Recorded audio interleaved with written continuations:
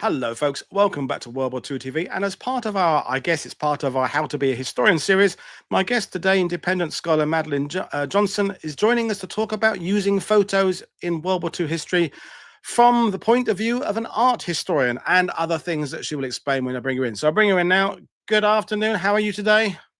Hi, Paul. I'm so excited.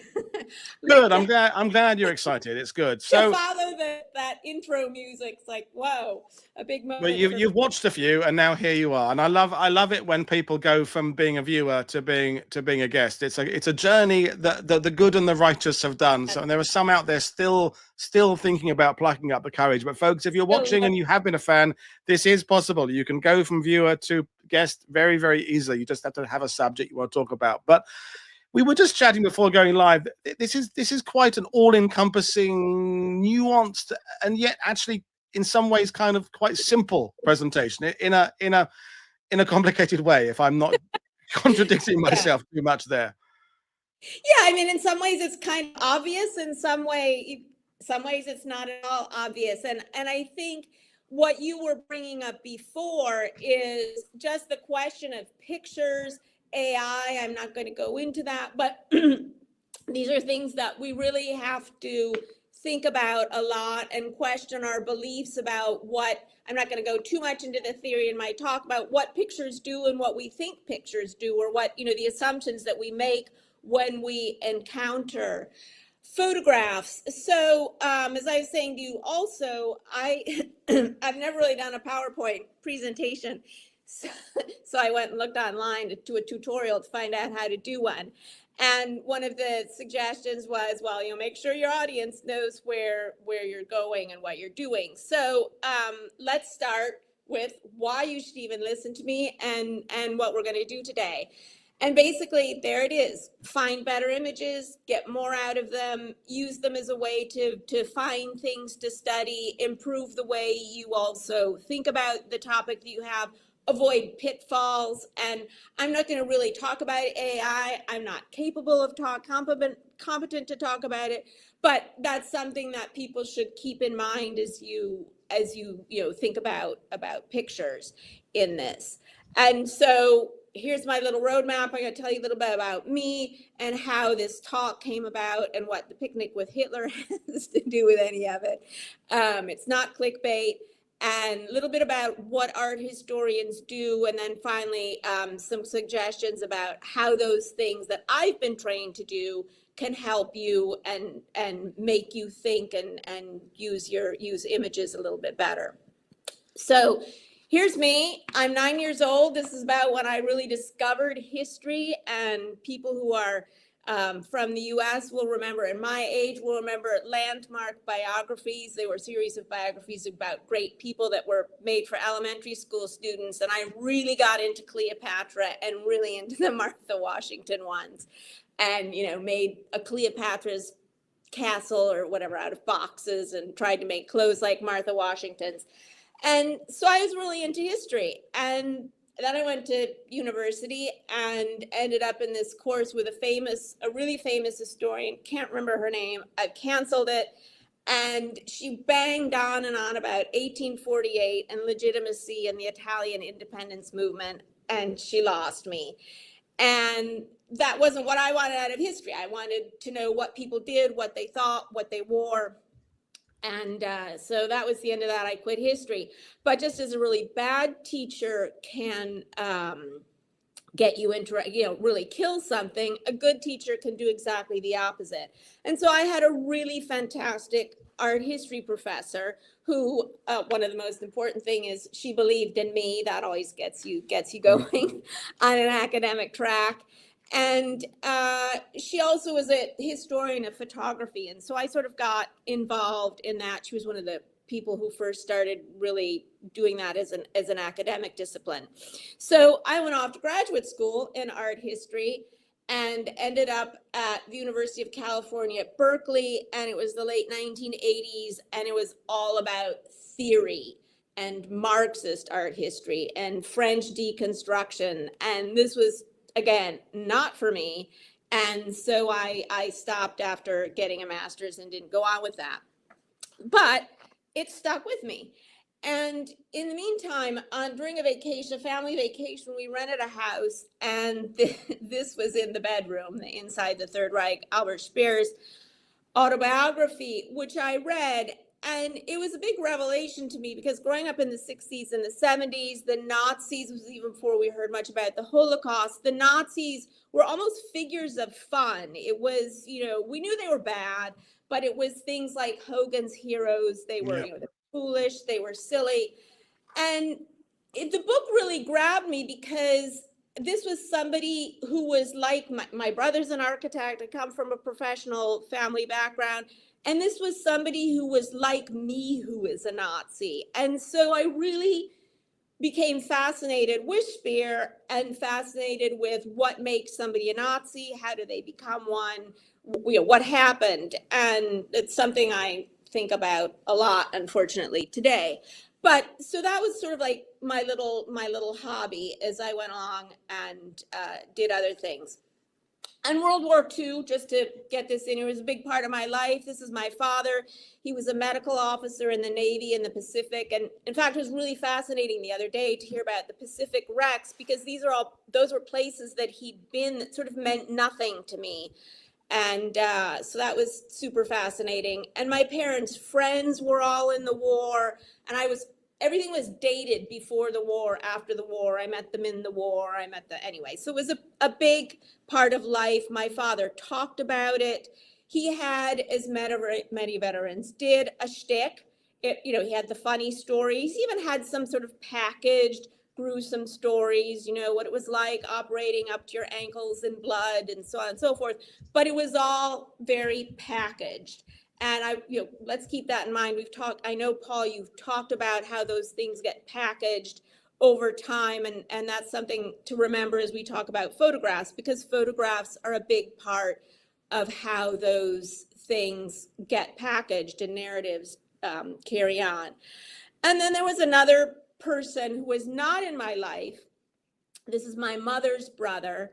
And he was in the US Army. He was a GI, and he was in Europe. He landed in Normandy on June 24th, and he was in civil affairs. He was a brilliant, very unstable person who had a gift for languages. So civil affairs was the place for him. And civil affairs were the people who went along, again, huge understudied topic. They went along and set up civil society, began the denazification.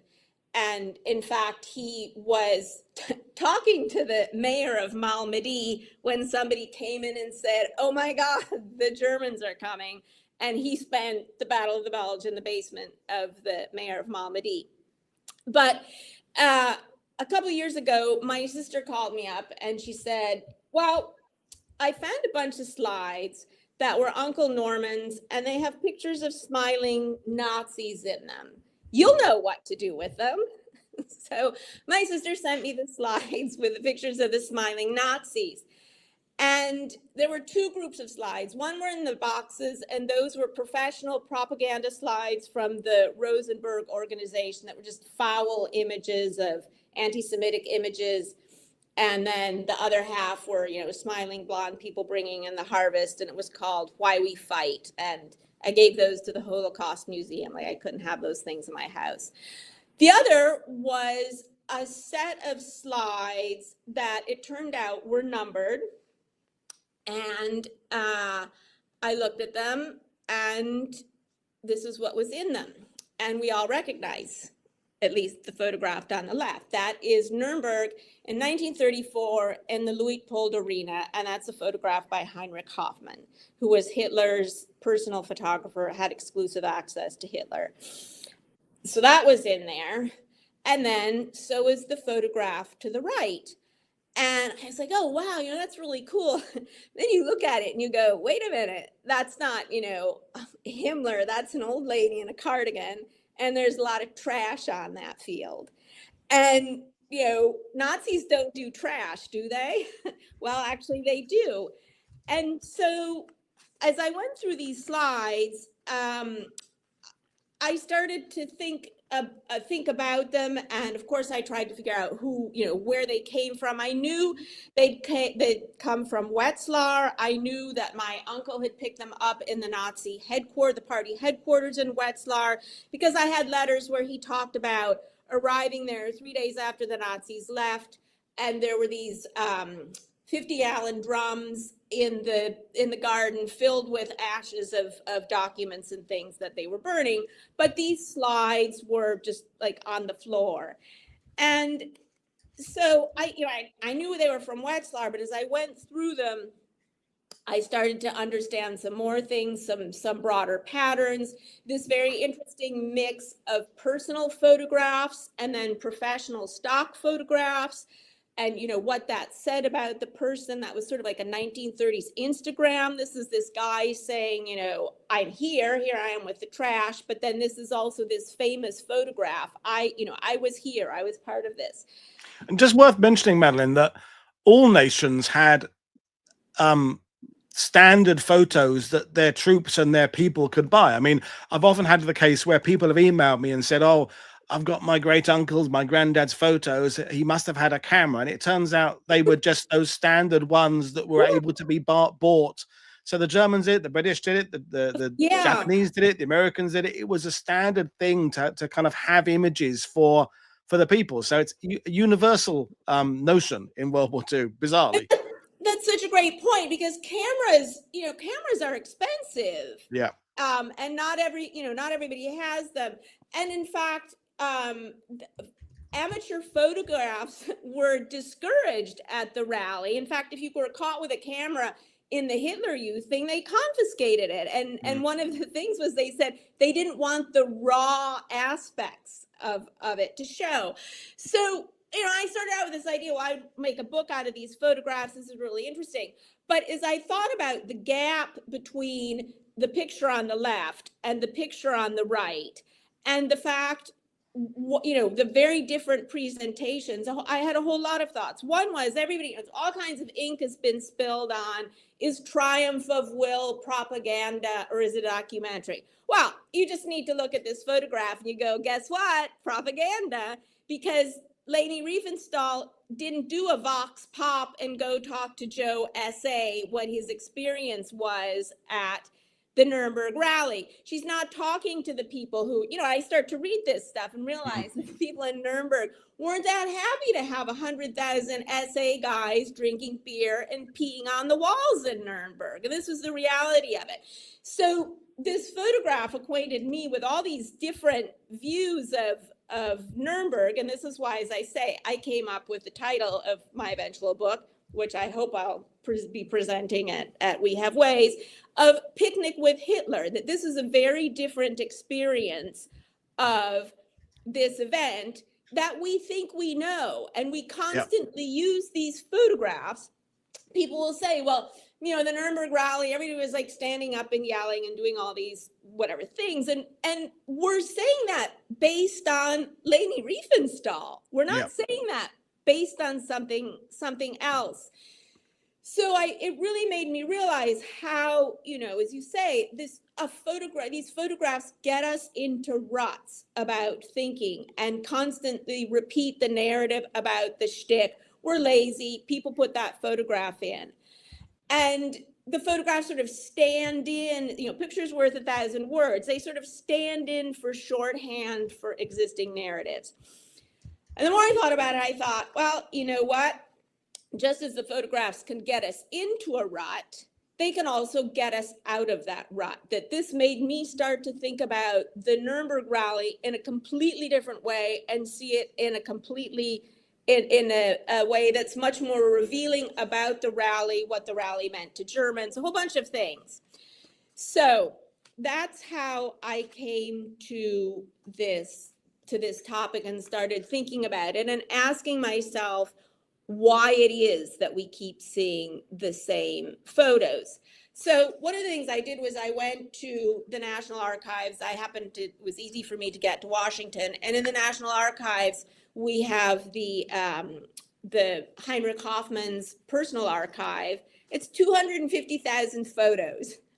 how many do we see? We see the same 5. There's another, I think, 70,000 in the Bundesarchiv. Granted, it's Heinrich Hoffmann, that's his view of the world, but we still see the same things over and over again. And so I kind of asked myself, why is this? Sorry, I just wanted to go back about this photograph, which I just think is amazing. It's a contact sheet, and it looks like Goering saying to Hitler, get off your phone and look at my knee, the boo-boo on my knee. And again, this is not ever something that we see about Goering and Hitler. Is this photograph in Richard Evans' book? I doubt it. But yet this is an amazing photograph that tells us so much about their relationship and what the early days in the Nazi. And more importantly, what of their relationship they wanted to be seen and what was just something else. Exactly. And so there's just a million insights in even a photo like this. So anyway, so why is it this way? One, we're just lazy. As we've said, that image is there.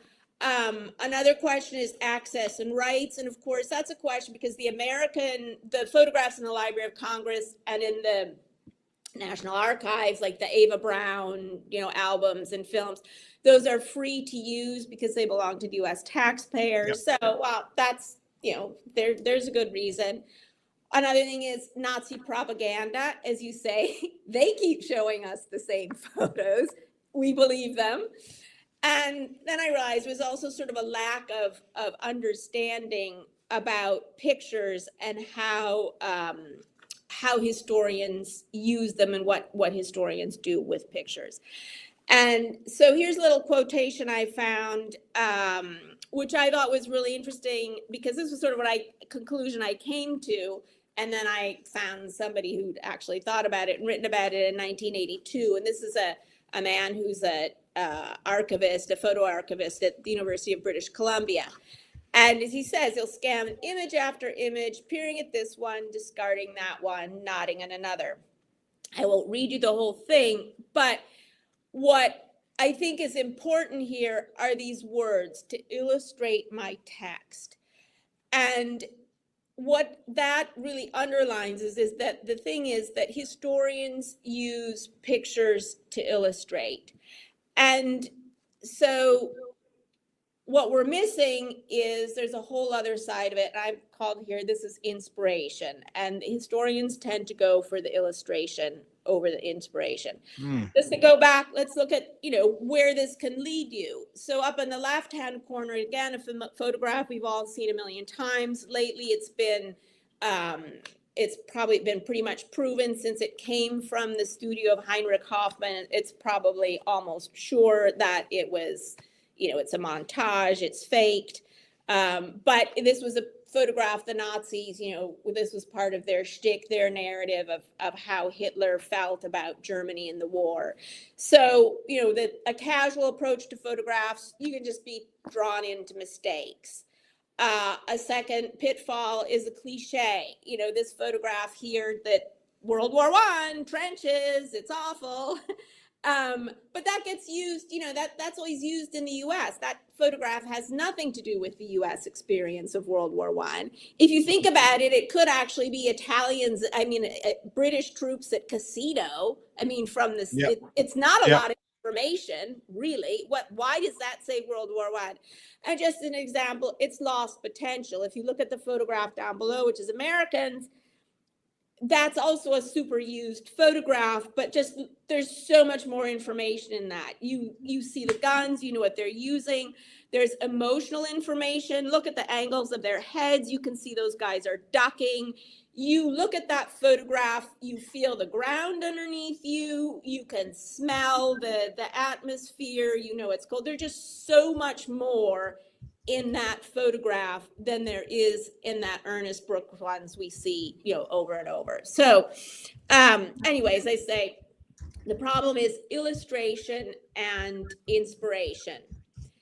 So let's talk a little bit about what art historians do. And this is sort of the classic example of what people think art historians do. It's a posh rich guy looking at pictures and saying, it's worth $1 million. No, it's a fake. It's not worth anything.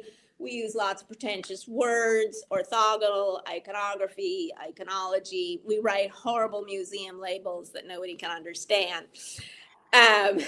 All that is true. We all do that, but we do some other things as well. We also do things that everybody who's listening to this already does. You already do art history. You already look at an image, you find data in it, and you come to some sort of a conclusion or an intuition. I mean, just look at these two photographs, two generals. They both tell you incredibly different things. The pose of von Manstein. This is a guy who's, Madame, would you like another cognac? And then you've got, Patton over here, posh guy.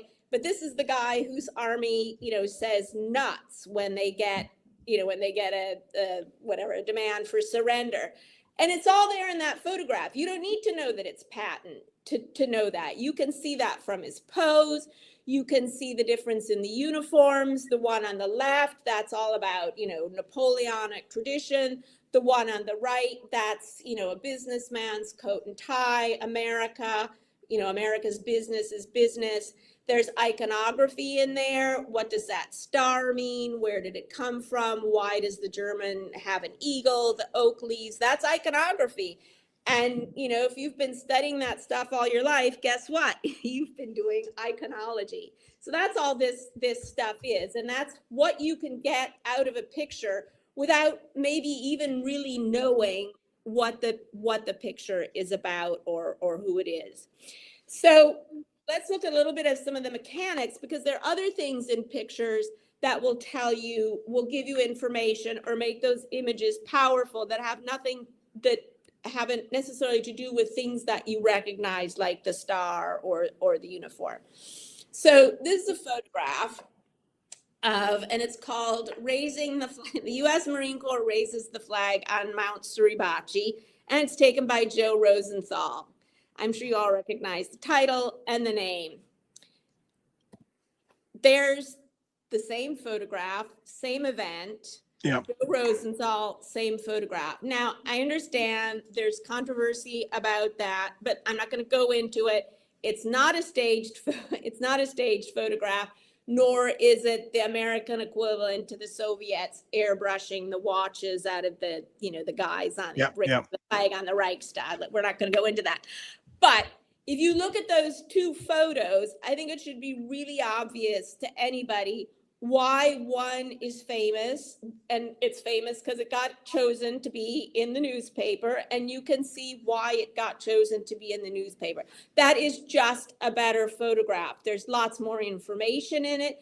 And the information, a lot of it is emotional information, and that emotional information is conveyed in formal terms. And by formal terms, I mean things like the triangular form of that. Essentially triangular form.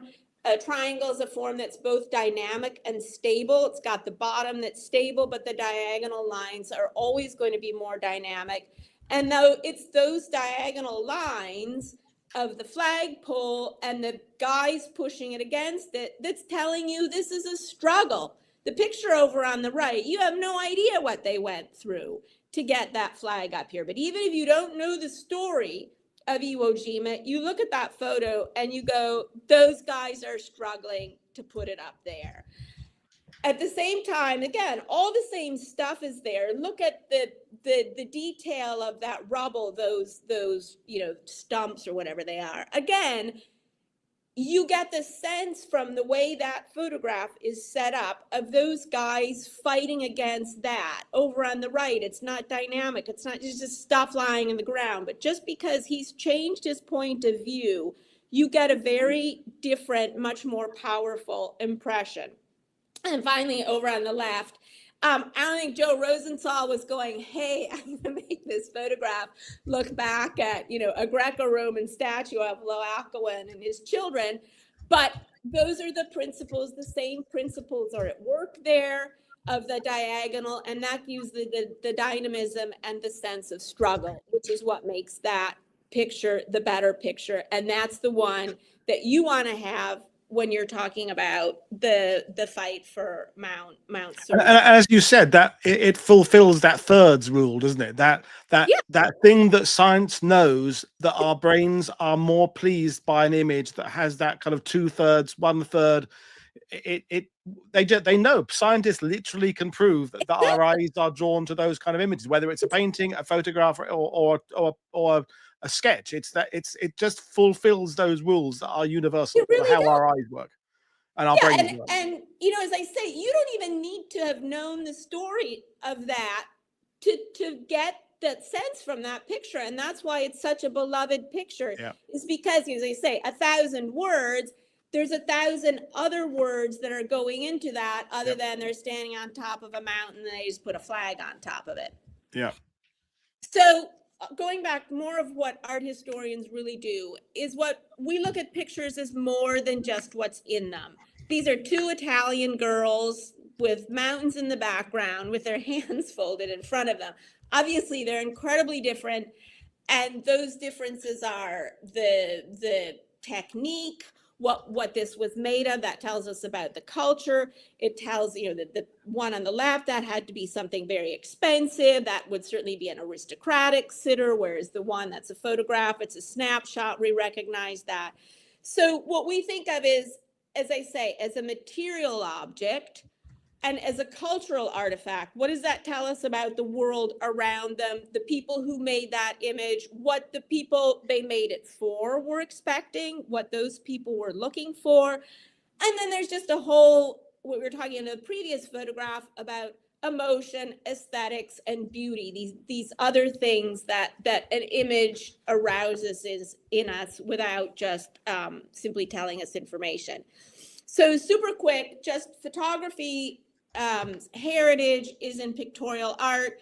In our Western tradition, it's all about mimesis. It's our belief that pictures should depict reality. Just contrast an Egyptian wall painting with one from Pompeii. Maybe same time. They knew how to do that. They didn't want to. The Egyptians were interested in something else. That was what they were looking for in art. We in the West look for what we think is real. The result of that is we think of pictures like windows. We look into a frame. We're looking at a scene that's there. And a couple profound differences between art, painted art, pictures, and a photograph.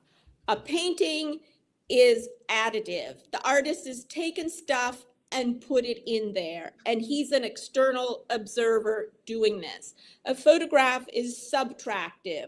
The photographer is taking his camera, he's looking at one thing, and he's not looking at other things.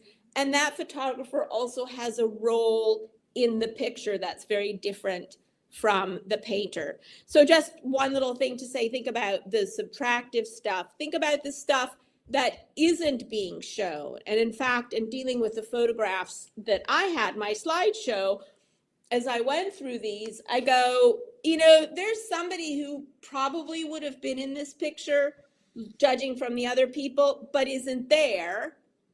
Guess what? Maybe he's the photographer. That may be a clue to who is taking these pictures. The thing about this photography is that we now have sort of an over-reliance on the idea that a photography is truth. Photographs can't lie. We all know that they can lie. People manipulate them. As I say, the Stalin, you know, with the people getting airbrushed out of them, and so on and so forth. So you all take that, you know, with a grain of salt. But the thing is, again, that they can lie, but there are also lots of different kinds of truths in photography. And we have to remember that those are different kinds of truths. I think about it a little bit like maps. You know, the map that somebody drew on the back of a napkin in a hurry is not less accurate than the map that was maybe made from aerial photographs. They're doing different things. They're showing different perspectives. They have different jobs to do. They're different truths. So for instance, here's a sunflower. Here are some different truths about sunflowers. On the left, Van Gogh, that's an emotional truth. That's, you know, what the feeling of those bright flowers did to Van Gogh. on the right, we have a botanical truth. Those are the details. We want to know exactly what those little spines look like so that we can then go out in the world and identify a sunflower in a way that maybe we couldn't with the Van Gogh one.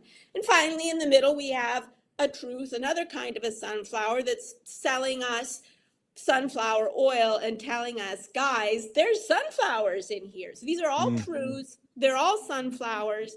And they're all different points of view. And that's something I really want people to remember as you look and choose photographs, is that you can choose photographs for a truth that you want to tell, or that what it is that you want us to know about that story, that whatever it is you're teaching us about, whether it's tanks or anything else.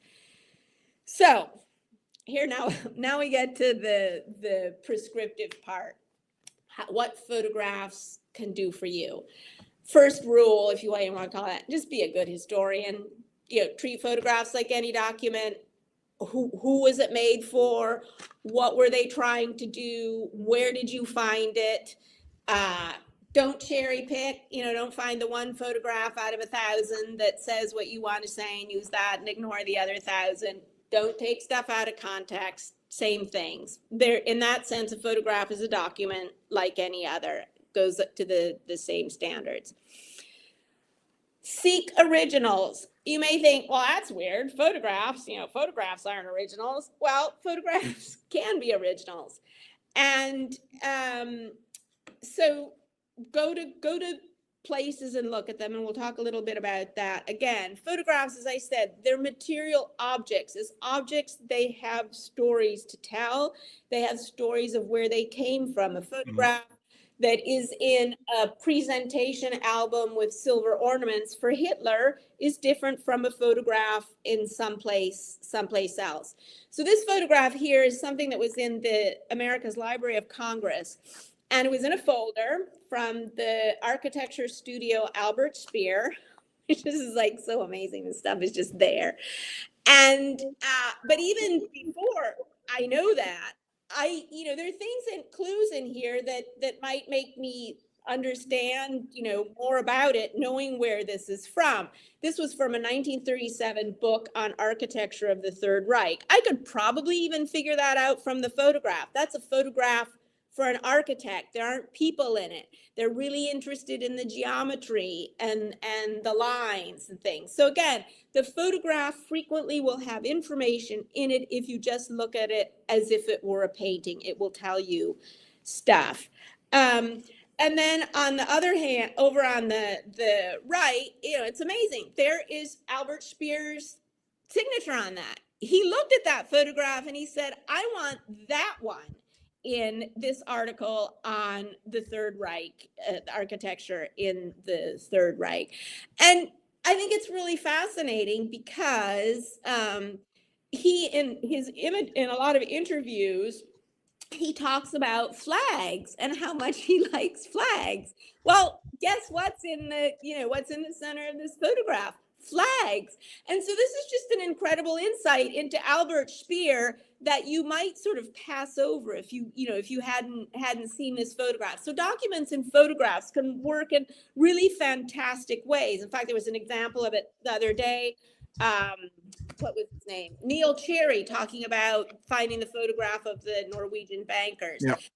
But this photograph here also tells you about the story of that photograph. It says who took it. It's got an American translation on the back. Some, intelligence officer wrote down and said what that is. So if you can, the original photograph can tell you lots of things about it.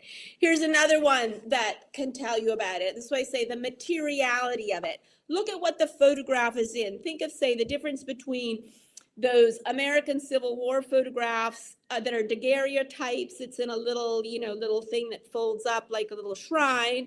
And then the snapshot of my father in World War II. Again, that tells you about the culture. It tells you about the people and their relation to the images. This is incredibly fascinating. So it's a little bit hard to tell from the photograph. Again, this is a photograph you've probably seen in every book about the early Nazis. but it's on a cloth covered board, and it's got a little doohickey on the back to hang it up. And it says it's numbered. And then on the right, it says Hauptarchive. And the Hauptarchive was this thing that the Nazis put together in 1936. When they'd come to power, they decided they were going to have a central archive, and everybody had to send in their stuff from all over Germany. And they were going to have a history source for how the Nazi Party came about. It was set up in Berlin, and Rudolf Hess was in charge of it.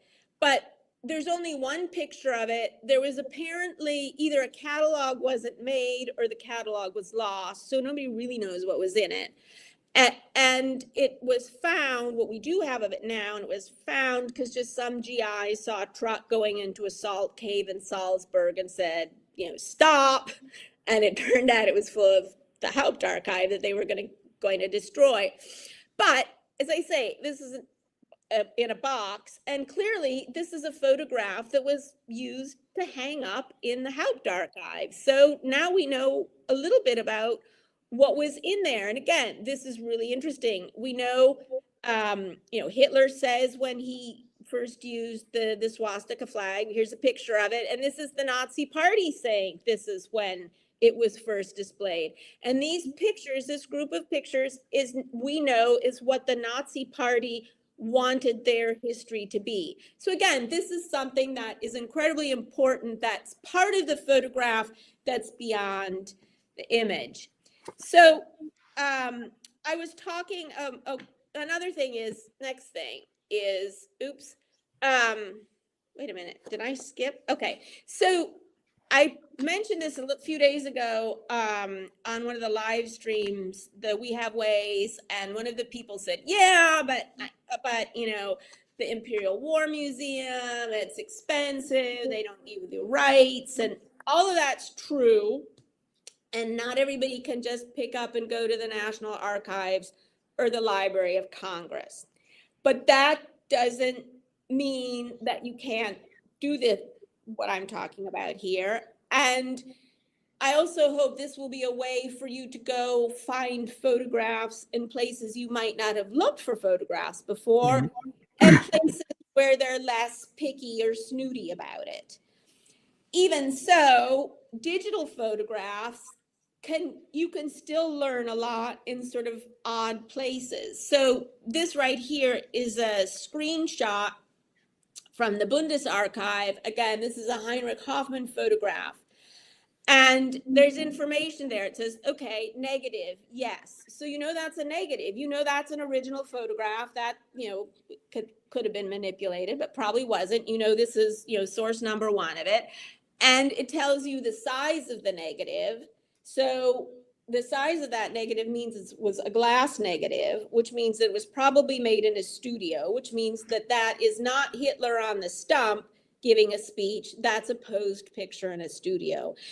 All of that information just from understanding about the photograph, the size of the photograph, and where it is. So you don't need originals to know things. If you look at a catalog and it says, you know, it's a 35 millimeter photograph from a 35 millimeter negative, again, you know that came from a camera that used 35 millimeter film. That's a camera somebody can take with them to a place. They can, you know, take photographs on the fly in a way they can't with something that requires a box camera and a glass negative. So there's information out there if you look for it that will still tell you things that are important to know.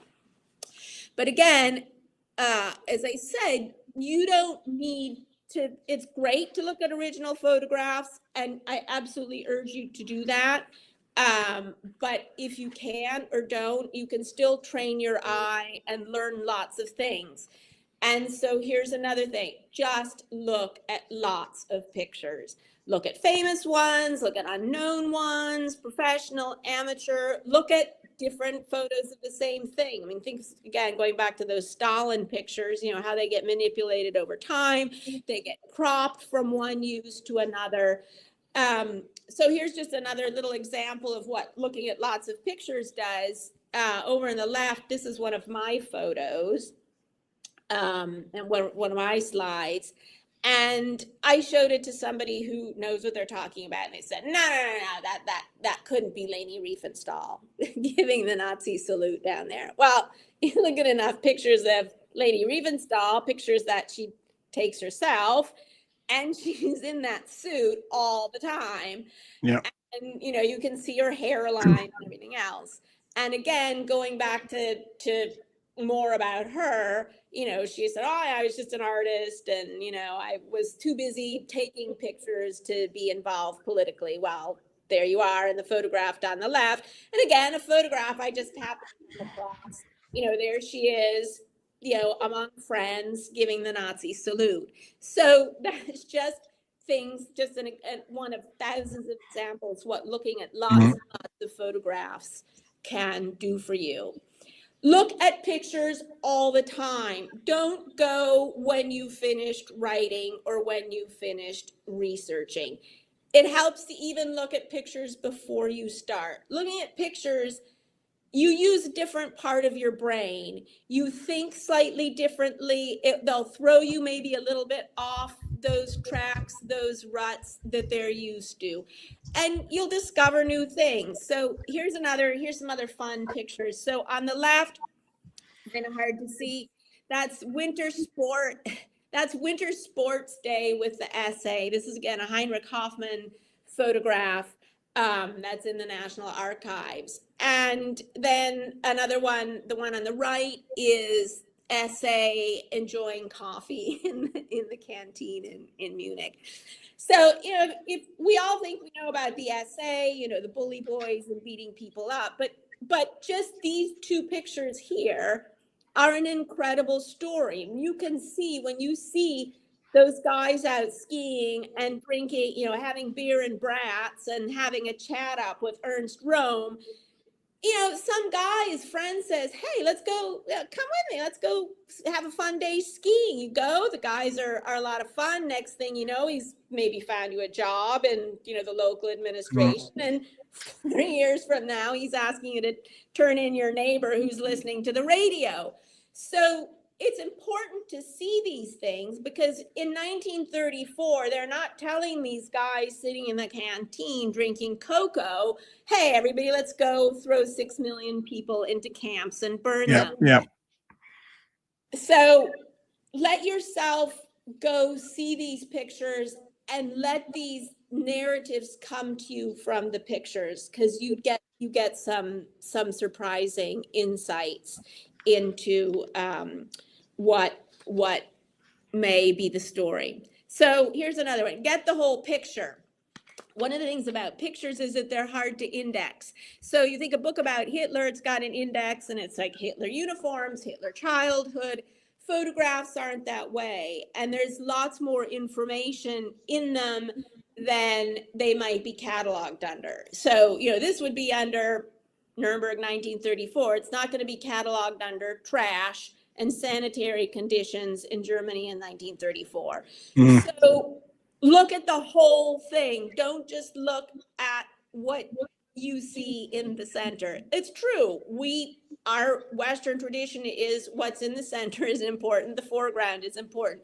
But look at the whole thing. And again, this is why I say go to sources that are maybe not where you think you're going to find photographs. Yeah. Cast a wide net. You know, maybe I go to the sanitary department in Nuremberg, maybe they've got a photo archive and you find pictures of what it was like to pick up trash. Again, going back to that argument was, well, they're expensive, the rights at the Imperial War Museum, the sanitation department in Nuremberg maybe isn't so picky about that. So go places where you may not expect photographs to be. So here's, as I say, go off topic, go maybe to a time before, a time after what you're looking at, let your mind wander, go down rabbit holes. So these are two pictures and sort of a random archive collection of photos. It's in the Library of Congress. The left, I don't know, you can see, there's the German Navy right in front of you with Admiral Rader looking at it.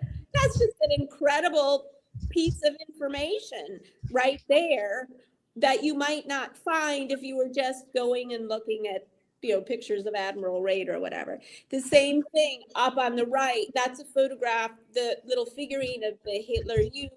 That's from the Allach porcelain factory, which was owned by the SS. Right there, that's an amazing story. What's the SS doing, owning a porcelain factory? But that photograph tells you something about what Germans might have had in their houses or what they were expected to have in their houses. And there's probably incredible details on that about how the Hitler Youth wore their uniforms. I mean, the SA made a bunch of these figurines. So information that you may be looking for may be in places that you don't really expect. So the sort of corollary of that is explore visual culture. Look not just at photographs of what you think you're interested in, but look at the visual world of the people you were thinking about or working on, what they're looking at. Now, the guy who designed, there may have been technical reasons for why this bunker in Normandy looks this way, but this guy may have had this teapot in his, designed by the Bauhaus, sitting in his living room. This is part of his culture. This is what he's thinking about. People who build things and design things care about stuff like that. They care what the Spitfire looks like. They're looking at future movies about what they think the future is going to be, what that's going to look like. So look at those things, because they'll give you insights into, again, what the culture is looking for and what the culture is involved in. I think this is super fascinating because this is a teapot designed by the Bauhaus, and the Nazis closed the Bauhaus down. It was a hotbed of communist culture. On the other hand, when they want to show something that's modern and technologically superior, what do? They look at the Bauhaus. This is the future. This is what modern technological military things are supposed to look like. I just want to, that is fascinating, because I can't tell you how many times I've stood in front of those bunkers at Lons-sur-Mer and people have discussed the camouflage, the soundproofing, the shockwave nature of that design, the step design being to do with, repelling shells and all that. I've never thought about the fact it might be because the guy had a Bauhaus teapot. So thank you very much for giving me that thought to now permanently inhabit my head now. I'm really grateful. But I've never thought about the fact it could just be because the architect of that particular battery or others had that kind of frame of reference. That's so interesting. Well, I think the other lesson about this is that propaganda's all around us. This is a message about Germany being modern, up to date, super technology. And so the guy, he may not have said, I want this to look like my aunt's teapot, but those decorative elements to him said modern, cool, industrial. So anyway, there you go. I'm glad I added something. No, that's my favorite slide of the week so far. I mean, I love it. Thank you. Anyway, so yes, an art historian does have something to show you. So the other thing is, I said, there are lots of different truths. So find your truth. And I think what I mean here is, just as you look at photographs, thinking about their aesthetic, their emotional capacity, what else? Sorry, what I'm trying to say is what other things they can tell you, or that a photograph is better at telling you. I can write that there are, X numbers of rivets on a plane. That's great. Doesn't matter. I can get that information verbally, or I can get it in a photograph.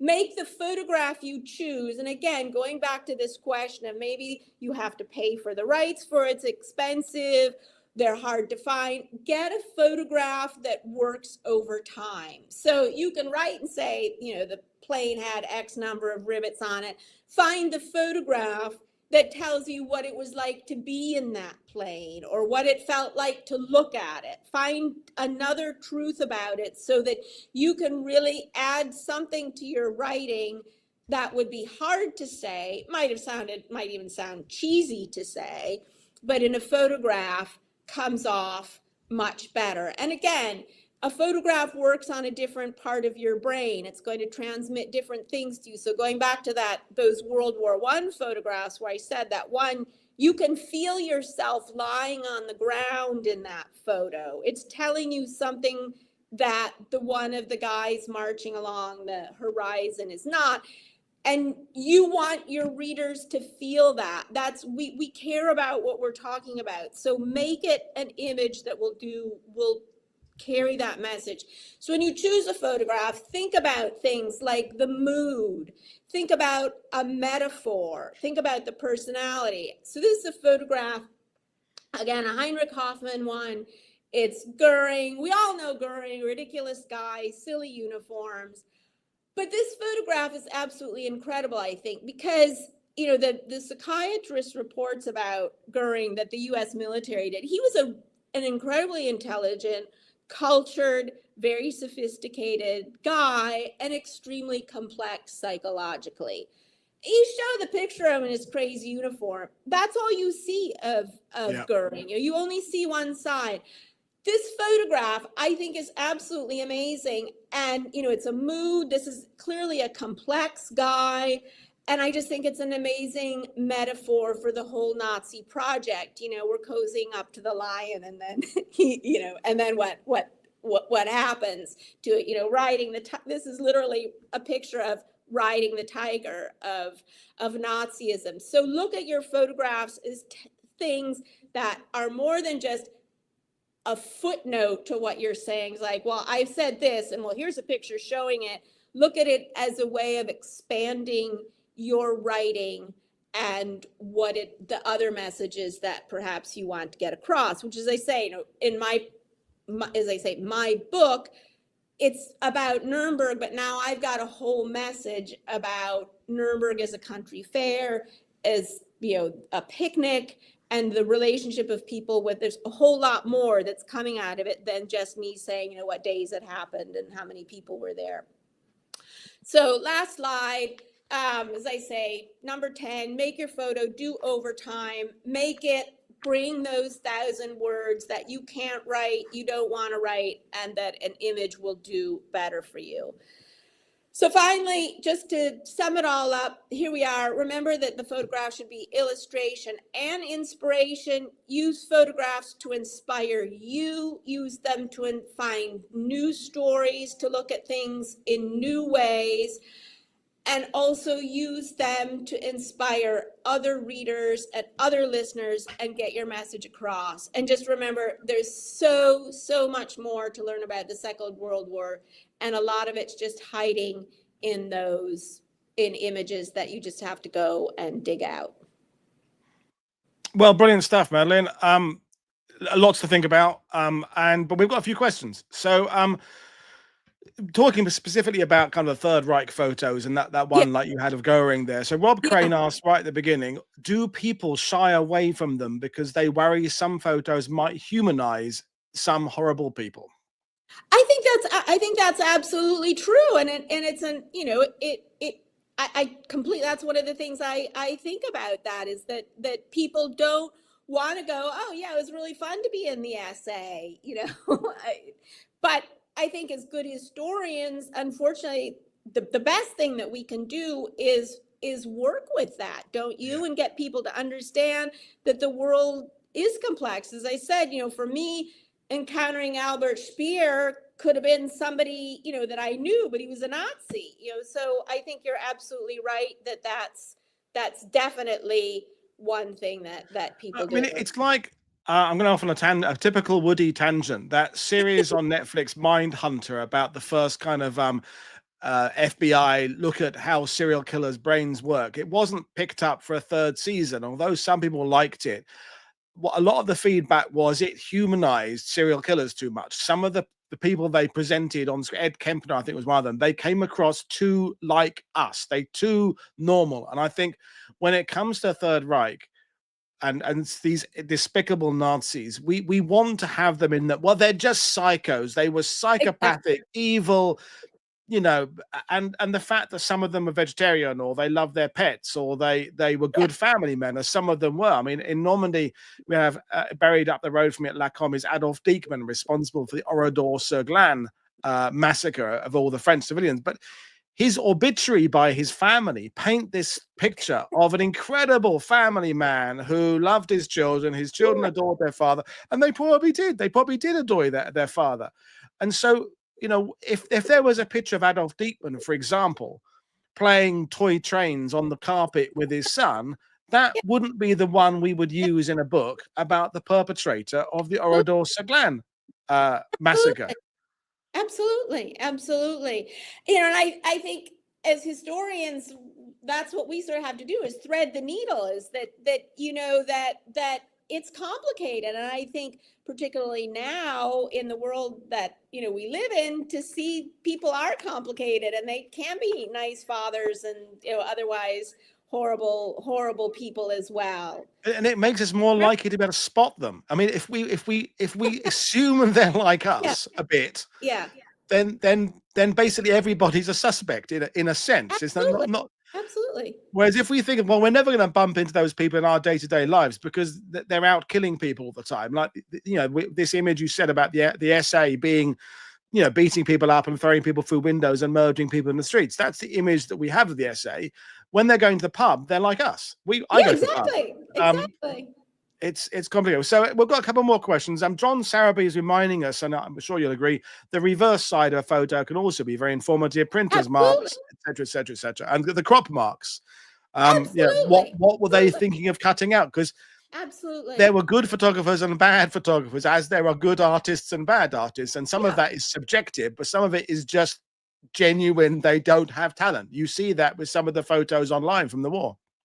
Well, and I think that's important about, as I say, look at lots of different photographs, because, you know, a lot of amateur photographers are incredibly talented. Just because you're an amateur doesn't mean you're not any good. And just as, you know, I found it really interesting as I went through these photographs, I don't think Heinrich Hoffmann is that great a photographer. You know, it's really interesting because after Triumph of Will, and it's hard to know whether it's him or people in his studio, there's a group of photos that are a little bit more interesting of Nuremberg. And that's because, you know, he's absorbed these lessons. But what did he have? He had access. He was Hitler's friend. And so that's why I say it's really important to look at lots of. I mean, maybe because you said, was it 250,000 photos of his or something? Is that what you said? Yeah. Maybe because only you said, why are we only using 7? Because perhaps most of them are shit. Well, you know, because Lee Miller came up in the conversation. Mag and I went to a Lee Miller exhibition in San Marlo back in the summer, and basically it was saying that pretty much on display were all the photos she took in San Marlo. I mean, there were like 3 they didn't print. Every single one fulfilled all the requirements of brilliant photography. Everyone was composed well. The lighting was great. So clearly, she had a high success rate as an artist, and some journalists didn't have a high success rate. She also may have had high success as, you know, the person who chose them as well. And in fact, Heinrich Hoffmann, again, going back to this, what I think is really fascinating is the early photographs, like, exactly, the sports day, SA Sports Day. But then there are just thousands and thousands of them as, you know, ribbon cutting. It's like really boring. You know, one more thing of Hitler getting out of his car with people in uniform around. You know, there are literally thousands of those. And of course, these are contact sheets, don't get me wrong. So, you know, that's 36 photos, of which, you know, one may be good. And of course, technology was such that you took a lot of photos to just get one, just because of technical things. But you know, again, I thought about the indexing. Like, it's really hard to find some of these things, you know. And again, a photograph I thought was, you know, everybody's like, oh, Ava Brown, you know, whatever, she just worked in Heinrich Hoffmann's studio. Well, there are photographs of her actually doing reportage, like things in there. She's out there in the street, taking the, the picture of something that's going on. That's a whole different sort of side of her as well that comes across. Indeed. So we've got another question from Trevor Sheehan here. Question for Madeleine. What are your top tips for selecting a front cover photo for a World War II history book? And what are the top risks? It's interesting because we had this conversation before we're going live about in terms of D-Day, why it's those same photos, the same photo, in fact, I have behind my screen Right. on so many covers when it has been printed forever and ever. But it's a recognition thing, isn't it? In that, if when Trevor's going to do a book on Tunisia, part of him would be, I'll let you get your response in, but have a photo that people recognize. Go, oh, I know that photo. That's pattern in Tunisia. I'll pick it up. Then the other argument is use a photo that no one knows. Okay, what the hell is that of? So what's your advice generally, either about the repetition of famous images or about composition or anything? I mean, I think that's obviously a decision that would be a very commercial decision, not, because that's what the publisher is going to choose. They got to have a photograph that makes you pull it off the shelf. So unfortunately, I have to say probably the recognizable one. Or the other thing is, I would say, is something that has really good graphic impact. I mean, a lot of those things are going to have to do with what kind of title space it's going to take up, how it's going to fit on the, the photo. Because I was thinking about this actually when I sent you the photographs to put, for the graphic here. It's like, well, this is a really interesting photograph, but yet, once you put the logo and thing over it, you're not going to see it. I do my best to try and cover up some of the overt swastikas and stuff because YouTube doesn't like that as thumbnails. So that's part of it. They kind of hide it, but yet have them in plain sight. It's complicated. I mean, that would be another discussion for the day about what images get picked up by algorithms of things and why some images get pushed away, and that's separate too, but connected with AI. But I think the cover, as you say, you want to get that book off the shelf. Then inside, is where you can maybe have the other photos that will tell you other things. Because as you say, if it's too unrecognizable, people just will not understand why it's there. Yeah, it's that age-old battle of whether or not people use untold or forgotten or hidden or secret. And whether it's clickbaity in terms of YouTube and podcast, or whether it's painting the book out to be something it isn't. But these are the things. The publishers know what works. It's like these rules of photography. There are certain rules about the commercial appeal of books that work on both a conscious level among the buyers and a subconscious level. You go into a shop and your eye is drawn to something or not to drawn to something by these certain rules of conformity. And we all think we're individuals, but advertising proves that we're also we fall for the same stuff. We fall for the same stuff, don't we? We've got a couple of questions about whether you have any particular favorite wartime photographers. Roderick said, does Madeleine have a favorite wartime photographer? And Mehdi said, what do you think of Robert Capa and his photography, and Ansel Adams photographed Japanese internment camps and was chastised for some for doing some? Are there particular that you think of photographers, either in terms of like hero status for what they were doing or creatively? Gosh, I don't have an answer. I don't have an answer to that question. I mean, the people that you've all named are just all great, are all great photographers. And what makes them great photographers is they're great images. Some of them are lucky. There's a guy, I wish I could remember this guy's name, an Italian American who took photographs. He's not so well known. He took a lot of photographs in 45. I'll have to look. Oh, not Tony. Yes. Tony Vaquero or something. Yes. Yeah. Amazing photographer. Yeah, amazing great one. Yeah. I don't have a good answer to that question other than people who took good photographs. But then, in a sense, that's not you've taught us today to not necessarily look at photos by who the artist is, who the photographer is, what the occasion, but look for them. Use different reasons for looking at them, composition wise, aesthetically. What's it trying to say? Is it inspiring? Is it informative? So by that sense, it's like you know, if you're only looking for a particular type of music in a music shop, you'll never discover something new, will you? So Yeah. if you restrict yourself to a favorite photographer, I don't know, it's complicated. Yeah, I mean, and you know, I think also a lot of the war photography, a lot of that is also about access, where you get to go, who, you know, things like that, you know, make a difference as well. And of course, the whole thing about war photography and the, you know, that, what does he call it, the decisive moment and things, a great photograph is a great photograph, and a lot of that, you know, it's personal courage, being at the right place at the right time. But it is, you know, it's Joe Rosenthal who, I don't want to get into that whole thing about that photo, but he does say with this, the famous one is that he'd taken the one the previous day, then they redid this, they put another flag up for other reasons, whatever. But, and he says, I was happy to have the chance to go back and frame that better. So he certainly, you know, that's not a criticism of Joe Rosenthal. That's saying this is somebody who's very conscious about what he's doing and being able to make that photograph, you know, be important aesthetically as it is about that particular event. Well, I mean, that photo is so many conversations have been launched by that photo of that. You know, the original one is a moment in time captured, whereas the next one, I mean, it's not staged, but it's set. There's a certain amount of stage management involved, and because of it, as I think Chesty Puller himself said, this is going to ensure the Marine Corps for another 200 years or something, because it did do exactly what it was supposed to do. It created that image.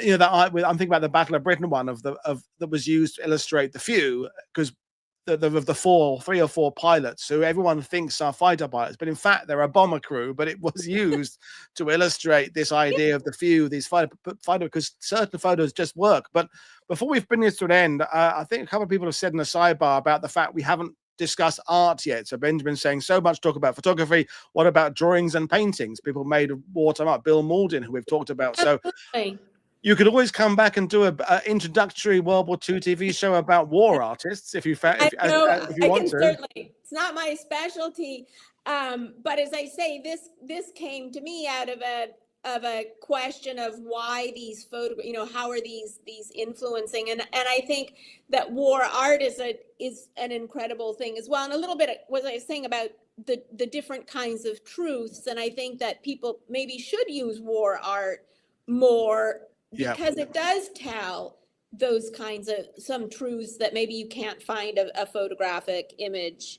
Yeah, I think war art tends to be put in volumes of war art or exhibitions of war art, rather than being used alongside photos in a convention. You know, so if someone's doing a book on, I don't know, Arnhem, you don't tend to see photo, painting, then photo. You just see photos, and then any paintings would then be in a separate art exhibition thing. Yeah, exactly. Well, and I think that goes back to what I was saying before, is our belief that photographs are more truthful. Yes. You know, Yeah. In some ways they are, you know, that's a good point, because I find I've had this discussion with people who do graphic novels about World War II and historical fiction, is they tend to go for painting or graphic covers. So a graphic artist will compose a picture of a whatever Spitfire pilot and his bird in France, whereas the same story about a real SOE agent would tend to use a photo of the person, because photo conveys truth, whereas painting conveys fiction. But it shouldn't. I mean, that they're very, as you've expressed today, photos can be lies, and paintings can be more truthful. But we're going off into a rabbit hole. Madeleine, it's been fantastic talking to you, folks. For the next 2 nights, we have 2 kind of conventional World War II military history shows. Dermot is coming on tomorrow, doing Veritable, and then Andy's coming on Friday talking about the British Army pushing into Germany. But in the meantime, thank you everybody for your questions. Madeleine, thank you for your first. Thanks for the sidebar. I'm a sidebar lurker, so hi to everybody there. It's been a great conversation. So, folks, thank you for your attention today. This is Paul Woodadge for World War II TV saying I'll see you all again tomorrow. Cheers, everybody. Bye. Everybody, thank you.